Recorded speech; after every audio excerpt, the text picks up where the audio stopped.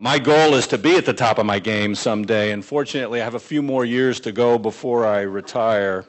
But I'd also like to thank the Federation of Hong Kong Business Associations Worldwide and the Hong Kong Trade and Development Council, the organizers of this forum, for including me as one of the speakers today. And I'm very pleased to be speaking along with my friends Jean-Pascal and Andrew, both of whom are leaders of great companies that we at GE have tremendous respect for. I think there are now some 30 or 33 Hong Kong business associations in a couple of dozen countries with members around the world. And you know, I think that this point, which is well known to the people in this room, is a testament to the significance and the importance of the role that Hong Kong plays in today's global economy. And that's also part of the reason that we chose Hong Kong for this base of global operations, because in fact it is a place that's important locally and regionally and globally as a center for commerce. And when you're here, you are smarter because of the people you hang around with. And so for us, that's the, you know, you could pick, we actually had the choice of any city in the world, and we chose Hong Kong for a number of different reasons, but one of them was to equip ourselves to be smarter about the way global commerce is changing.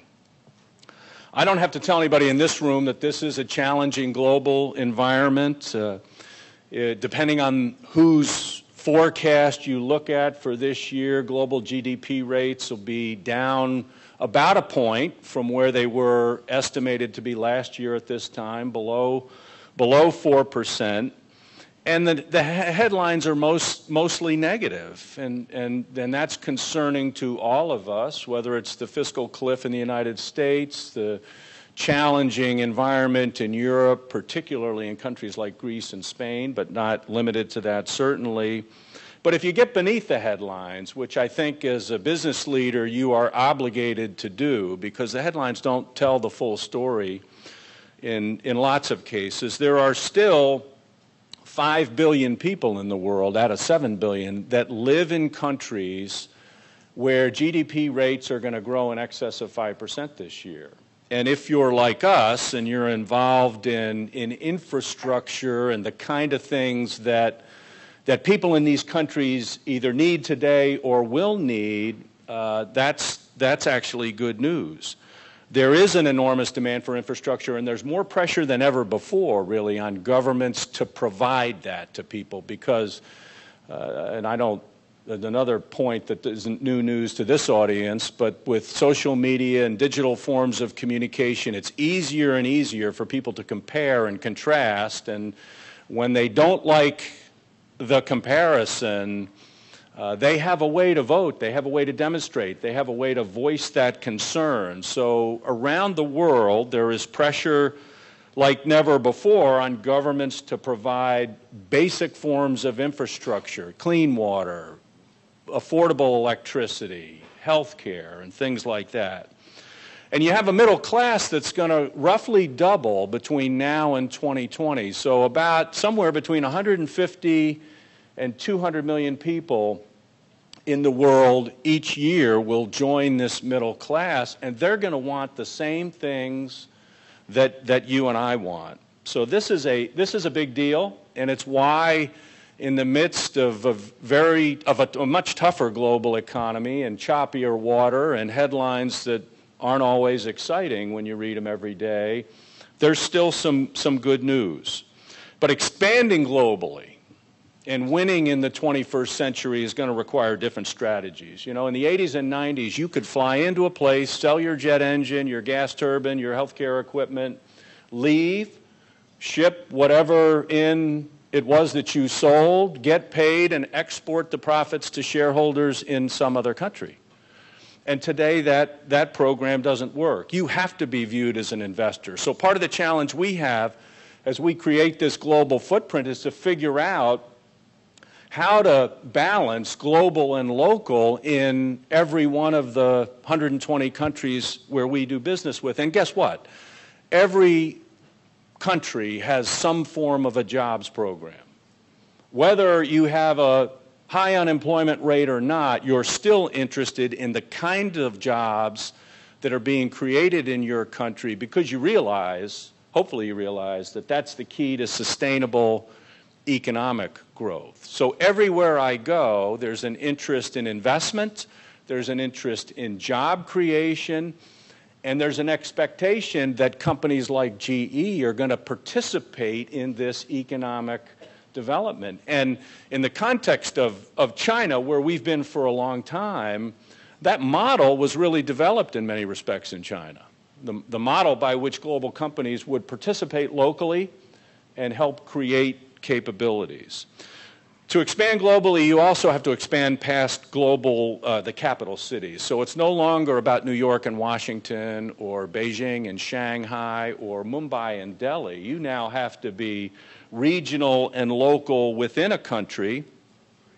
You're developing markets like you're developing products. You have to start locally and expand beyond that, and there are new forms of partnership and collaboration. And all of these apply to the way we do business in China. For many companies, including GE, China has always been big, important, and increasingly complicated. As I alluded to before, we've been doing business there for over 100 years, and our business has evolved really through 4 different phases, all of which are still active today. But we began, like a lot of companies, importing into China and selling gas turbines and steam turbines and our products and capability. We then began sourcing from China. The third phase was to manufacture in China, and now we're partnering with China. So we do things like 50-50 joint ventures with state-owned enterprises to develop the avionics package for the next generation narrow-body aircraft, things that probably 20 years ago we would never have thought about doing there. It is challenging. Some say it's risky, and a question I get a lot is, what about the risk of doing business in China? And my answer is very simple. The risk of not doing business in China for a company like GE is far greater than the risk of doing business in China. It is soon to be the world's largest economy, an enormous consumer of infrastructure, and we simply have to be there. Markets in China have become the place to launch products ultimately destined for other countries. This is not indigenous innovation. There is nothing indigenous about innovation. There are very few companies, and I can't think of one major project or product that we've launched in the last 10 years that has been born from the innovation that took place just in one country. It simply doesn't happen anymore. And so we have to figure out how to take advantage of the smart people that we find, many of which are located in China, and marry those capabilities with what's happening around the world to develop next generation products and services. A good example of that's an ultrasound that we just launched recently in Indonesia, which is handheld. It's a tablet size ultrasound, and it was conceived and developed in China, but for the Indonesian market, where our approach, what we want to do is make available basic technology in a simple form so that the healthcare necessary on thousands of islands, which, as you know, are populated by people in Indonesia, can be provided to a pregnant woman by a midwife, as opposed to a licensed professional that might only exist in a bigger city. The supply chain work for this product was done in China. The mobile software, the software that gives it mobility and equips it to be used in Indonesia, was done in India, and the systems integration was done in the United States and Norway. And that is really the way of the future. There's nothing indigenous about that innovation, and the best products and capabilities are going to come from innovation which takes the best forms of collaboration from around the world and brings them together in a product that's right for the market. We have a similar story in aviation, where we have over 3,000 engines in service, and 2,000 on order, and as many of you know, China is going to be building some 70 airports over the next 3 to 5 years, so it will continue to be a place for great growth. But becoming more global is a balance. So for us, it's about how do you stitch together across different businesses, technology, people, and increasingly a third leg to that stool, which is shared services, in a way that you get the benefit of all of these synergies, and you can apply that in ways that create local competencies without recreating a cost structure in every country where you have to do business.